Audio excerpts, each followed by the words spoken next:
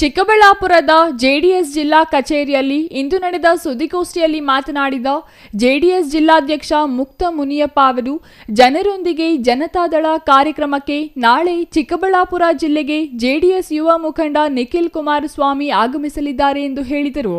ನಾಳೆ ಬುಧವಾರ ನಿಖಿಲ್ ಕುಮಾರಸ್ವಾಮಿ ಅವರು ರಾಜ್ಯ ಎಲ್ಲ ಪ್ರವಾಸ ಮಾಡಿಕೊಂಡು ನಮ್ಮ ಚಿಕ್ಕಬಳ್ಳಾಪುರ ಜಿಲ್ಲೆಗೆ ನಾಳೆ ಪ್ರವಾಸಕ್ಕೆ ಬರ್ತಾ ಇದ್ದಾರೆ. ಮೊದಲನೆಯದಾಗಿ ಗೌರಿಬಿದನೂರಿಗೆ 11 ಗಂಟೆಗೆ ಪ್ರಯಾಣ ಬೆಳೆಸಿ ಗೌರಿಬಿದನೂರಿನಲ್ಲಿ 12:30 ಗಂಟೆವರೆಗೆ ಪ್ರೋಗ್ರಾಮ್ ಅಲ್ಲಿದೆ. ಏನು ಜನರೊಂದಿಗೆ ಜನತಾದಳ ಕಾರ್ಯಕ್ರಮ ಇರೋದರಿಂದ ಅಲ್ಲಿಗೆ ಅಲ್ಲಿಗೆ ಬರ್ತಾ ಇದ್ದಾರೆ. ಅಲ್ಲಿಂದ ನಮಗೆ ಚಿಕ್ಕಬಳ್ಳಾಪುರಕ್ಕೆ 1 ಗಂಟೆಗೆ ಟೈಮಿಂಗ್ಸ್ ಕೊಟ್ಟಿದ್ದಾರೆ.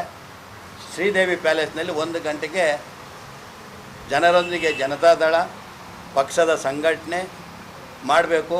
ಜೆಡಿಎಸ್ ಯುವ ನಾಯಕ ನಿಖಿಲ್ ಕುಮಾರಸ್ವಾಮಿ ಚಿಕ್ಕಬಳ್ಳಾಪುರ ಜಿಲ್ಲೆಯಲ್ಲಿ ಪಕ್ಷ ಸಂಘಟನೆ ಬಲಪಡಿಸಲು ನಾಳೆ ಜಿಲ್ಲೆಯ 2 ಕಡೆ ಪ್ರವಾಸ ಕೈಗೊಂಡಿದ್ದಾರೆ.